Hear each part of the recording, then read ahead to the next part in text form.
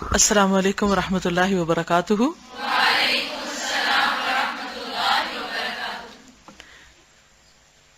نحمده ونصلی علی رسولہ الکریم، اما بعد فاعوذ باللہ من الشیطان الرجیم، بسم اللہ الرحمن الرحیم۔ رب اشرح لی صدری ویسر لی امری واحلل عقدۃ من لسانی یفقہوا قولی۔ کامیاب تجارت، سکسیسفل بزنس۔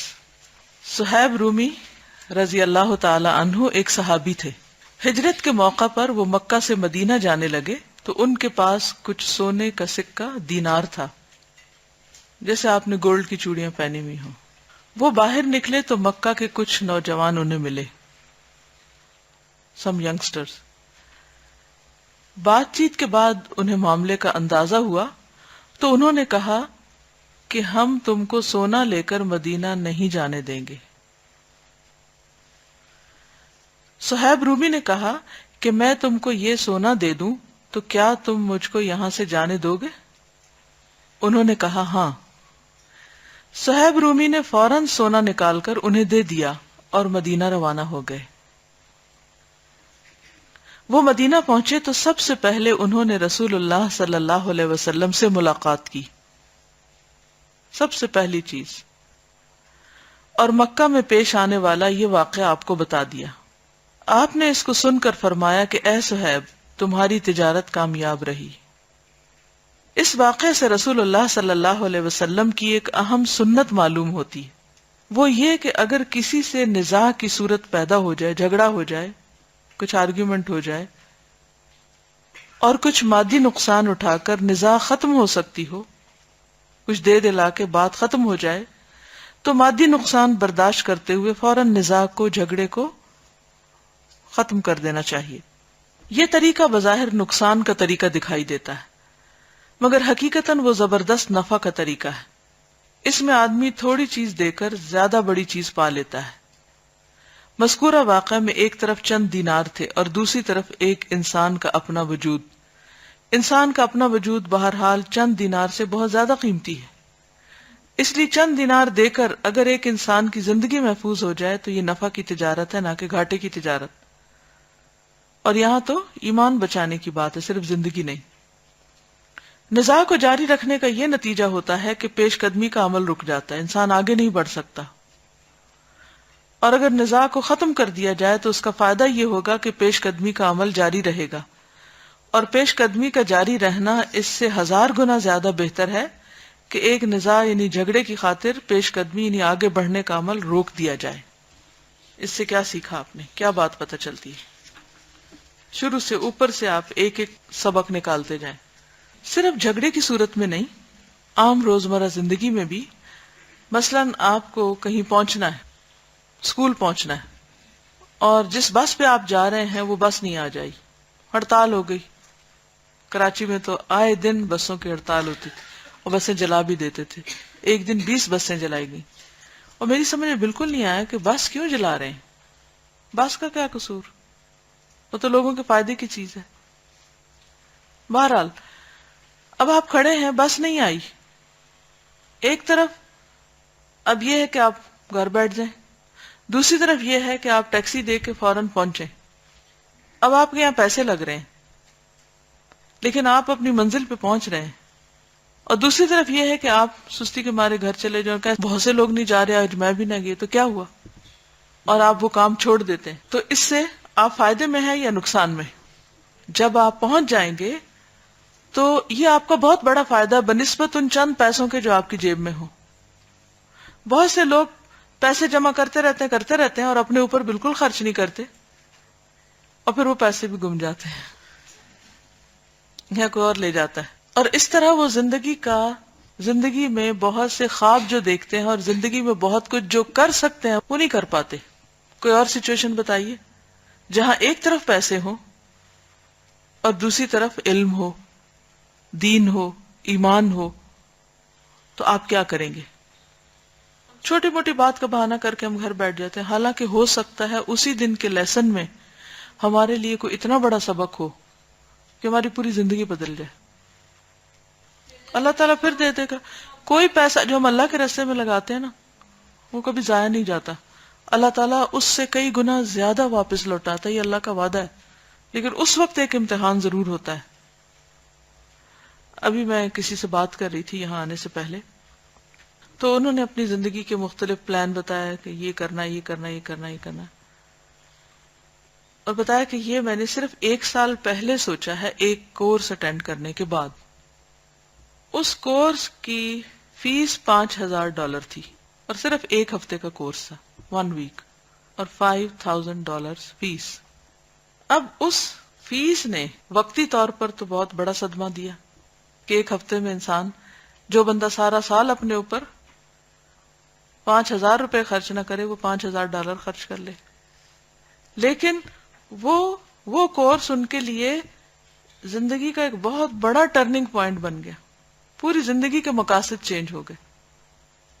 اس نے کہا کہ پہلے میری سوچ یہ تھی کہ میں کوئی بزنس کر لوں، کچھ پیسے کما لوں اور ایک آرام کی زندگی رہ لوں، لیکن اس کے بعد میری زندگی کی میری سوچ بالکل بدل گئی کہ زندگی صرف بزنس کرنے اور پیسے کمانے کا نام نہیں، بلکہ کچھ اور بھی کرنا چاہیے، کیونکہ اللہ نے ہمیں عقل دی ہے، باقی مخلوق سے بہتر بنایا۔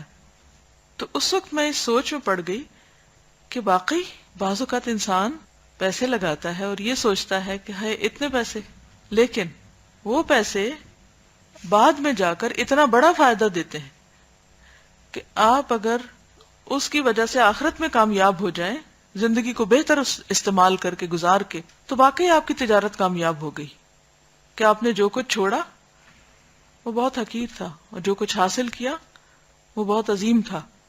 قیامت کے دن لوگ یہ خواہش کریں گے کہ کاش زمین بھر سونا ان سے لے لیا جائے، اور اتنا ہی اور بھی ان سے لے لیا جائے، اور ان کی جان چھوڑ دی جائے، لیکن وہ چھوڑے نہیں جائیں گے۔ مثلا قرآن کا ایک لیسن جو آپ چھوڑ دیں تو بظاہر ہمیں کوئی نقصان نظر نہیں آتا، لیکن آپ کو کیا پتا کہ اسی ایک لیسن نے، اسی ایک آیت نے، یا اسی دن کی بات نے آپ کی کوئی بہت بری عادت چھڑوانی تھی، یا کوئی بہت خراب سوچ آپ کی درست کرنی تھی جو اس کے بغیر نہ ہو سکتی، اور اس کو چھوڑ کے پتہ نہیں قیامت کے دن کتنا بڑا فائدہ حاصل ہوتا۔ تو اس لیسن سے جو مجھے ملا اور جو میں نے اپنی زندگی میں اختیار کیا وہ یہ کہ جہاں دین کی بات آئے، جہاں آخرت کی بات آئے، جہاں اللہ کی رضا کی بات آئے، وہاں کبھی پرواہ نہ کرو کہ پیسہ کتنا جاتا ہے، کیا نقصان ہوتا ہے۔ پاس ہے وہ بھی لگا دو، کچھ بیچ کے لگانا پڑے تو بھی لگا دو، لیکن دین کا علم حاصل کرنے کے لیے کسی چیز پر کمپرومائز نہ کرو، کیونکہ وہ مال جو انسان کے بننے میں لگ جاتا ہے نا، وہ کہیں زیادہ عظیم ہے بنسبت اس کے کہ وہ ہماری تجوریوں میں رہے اور ہم مر جائیں اور پیچھے سے لوگ اس کو تقسیم کر کے کھا جائیں، کیونکہ یہ ہم اللہ کے ساتھ سودا کرتے ہیں۔ حضرت صہیب رومی کے دل میں کیا چیز تھی؟ کہاں جانا تھا انہوں نے؟ حضور صلی اللہ علیہ وسلم کے پاس جانا تھا۔ کیا کرو وہاں جا کے کیا کرنا تھا؟ وہ یہ بھی سوچ سکتے اچھا میں مسلمان ہوں، اپنے دل میں ہوں، ایمان ہے میرا کافی، اور بھی کئی مسلمان رہتے ہیں مکہ میں بھی رہ لیتا ہوں۔ انہوں نے کہا کہ سونا کیا چیز ہے، سونا پھر مل جائے گا، لیکن حضور صلی اللہ علیہ وسلم پھر کہاں ملیں گے؟ تو انہوں نے سونا قربان کیا اور چل دیا۔ بہت سے لوگ ایسے ڈیسیژن بنانے میں ناکام ہو جاتے ہیں، نتیجتاً کسی منزل پہ نہیں پہنچ پاتے۔ آپ نے کل کہا تھا کہ ہم آپ سے روز ایک سوال پوچھا کریں گے، تو اتفاق کی بات ہے کہ یہ کہانی آ گئی، تو اس کے ساتھ ہی میں ایک چھوٹی سی کہانی اپنی بتاتی ہوں کہ شادی کے موقع پر مجھے ایک بہت خوبصورت گلو بند ملا تھا گولڈ کا، اور اس میں کلرڈ وہ لگے ہوئے تھے، چھوٹے چھوٹے کیا لگے تھے سٹونز، پنک، فیروزی، بہت خوبصورت کلرز کے، اور واقعی وہ مجھے بہت ہی پسند اور عزیز تھا۔ اور ویسے بھی شادی کی چیزیں ایک نشانی بھی ہوتی ہے، ان سے ایموشنل اٹیچمنٹ ہوتی ہے، حالانکہ نہ بھی ہو تو کام چلتا ہے۔ تو جب ہم نے پی ایچ ڈی کرنے کے لیے جانا تھا تو ہم نے اس سیٹ کو بیچ دیا۔ اس وقت اس کی اتنی قیمت تھی کہ اگر ہم اس کے ساتھ اور تھوڑے سے اور پیسے ڈال کے اسلام آباد میں ایک پلاٹ لینا چاہتے تو ہم لے سکتے تھے۔ اب وہ جب یہ ہوتا ہے نا کہ شادی کے بعد گھر بھی بنانا ہے، اپنا گھر ہو، اور جو آپ نے پیسے جمع کیے ہوئے ہیں وہ آپ اس سے کچھ خرید لیں، کچھ پراپرٹی بنا لیں، ہمیں اکثریت پراپرٹی بناتی ہے نا، تو ہمارے پاس چوائس تھی، یا ہم پراپرٹی بنا لیں یا ہم پڑھنے چلے جائیں۔ عام طور پر لوگوں کی چوائس کیا ہوتی ہے؟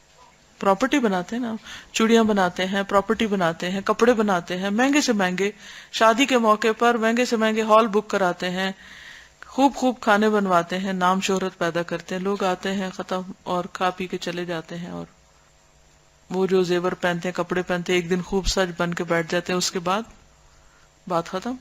پھر آپ زمین خرید لیتے ہیں، پھر گھر بنا لیتے ہیں، پھر بچے ہوتے ہیں، پھر اس میں رہتے ہیں، آرام کرتے ہیں، اور آپ کو ایک سیٹسفیکشن ہوتی ہے، آپ کا اپنا گھر ہے. اور دوسری آپشن کیا ہے کہ آپ وہ پیسے لگا کے پڑھنے چلے جاتے ہیں اور پھر آپ کے پاس اپنا گھر کوئی نہیں ہوتا. لیکن جو علم آپ حاصل کرتے ہیں اس سے آپ دین کی خدمت کر سکتے ہیں. تو یہ چھوٹے چھوٹے فیصلے ہوتے ہیں زندگی میں جو بڑے مشکل ہوتے ہیں بظاہر. وہ جو سونے کی چوڑیاں پہنی ہوتی ہیں نا، ان کو اتارنا بڑا مشکل ہوتا ہے. کسی بڑے مقصد کے لیے ان کو قربان کرنا بہت مشکل ہوتا ہے. لیکن جو شخص خالص اللہ کے لیے یہ قربانی کر جاتا ہے تو اللہ تعالی محسنوں کا اجر کبھی بھی نہیں مارتا. آج کا لیسن تو بہت جلدی ختم ہو گیا، میں نے اپنے وعدے پورے کر دیے. اور کیا اس لیسن سے آپ نے سیکھا؟ یہ کہتی ہیں کہ جیسے ہمارے پاس کچھ پیسے ہوتے ہیں، امی ابو بھیجتے ہیں، تو وہ ہمارے پاس چوائس ہوتی ہے کہ ہم اس سے ایک بک خرید لیں یا کینٹین میں کچھ کھا لیں.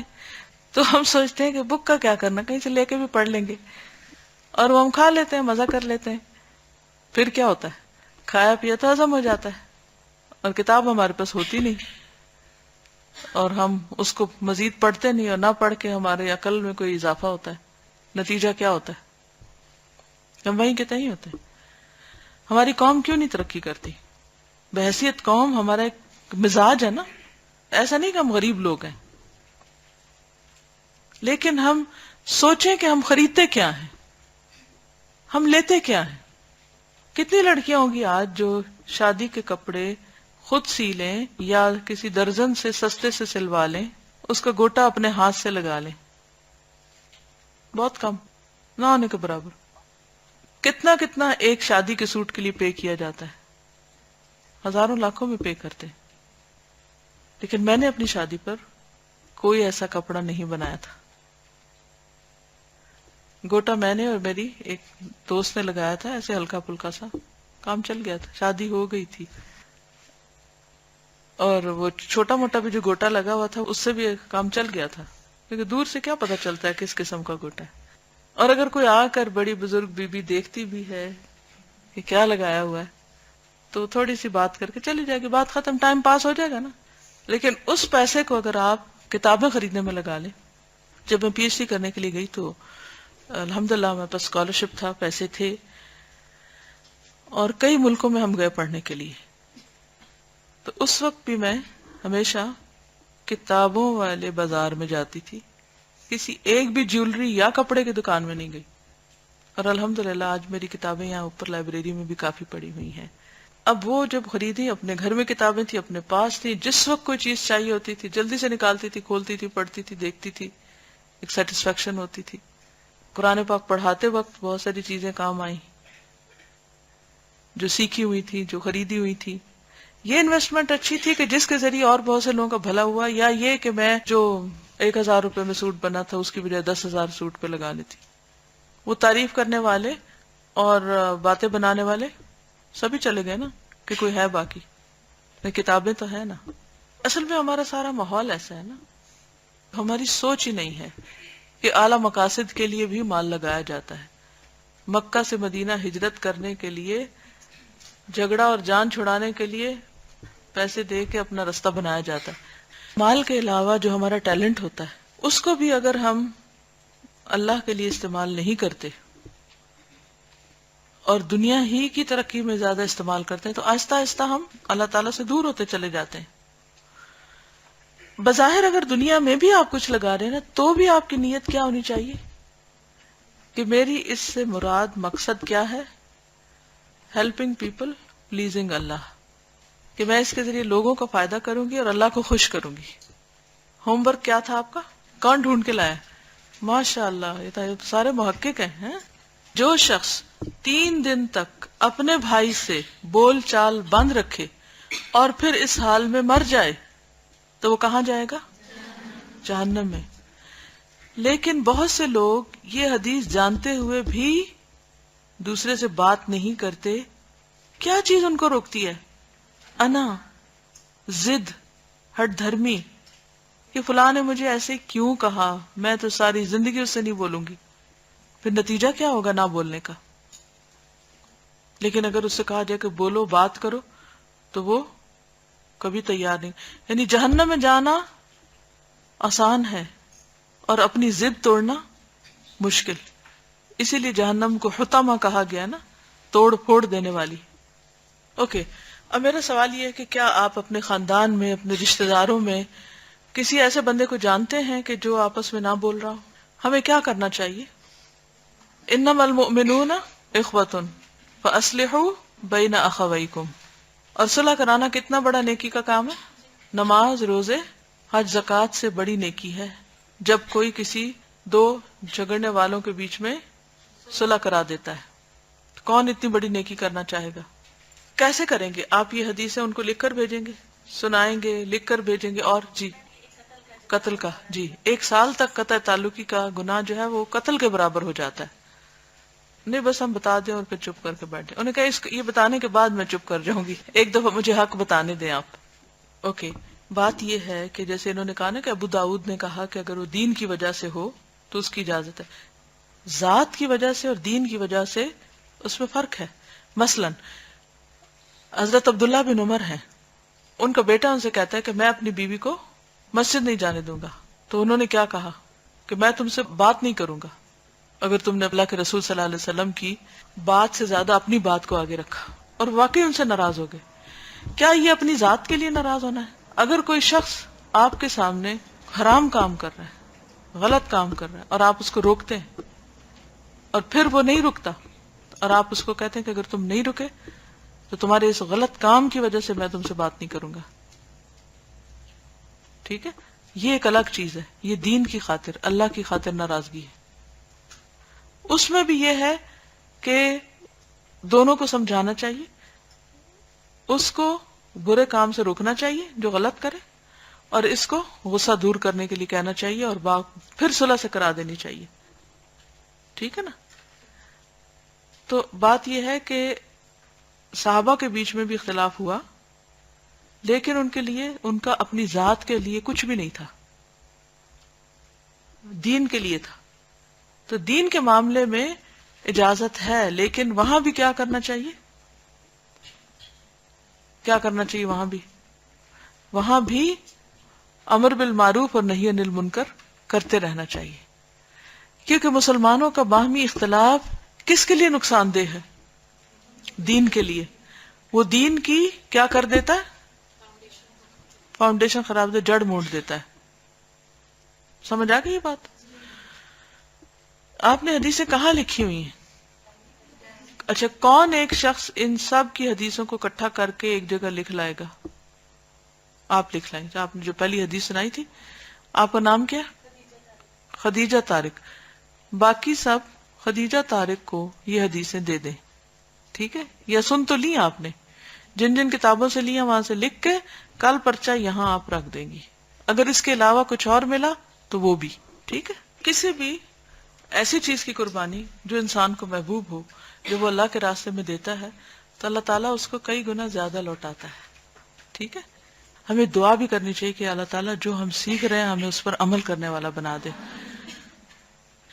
دیکھیں، آزمائشیں سب کی ہوتی ہیں، چھوٹی بڑی سب کی آزمائش ہوتی ہے.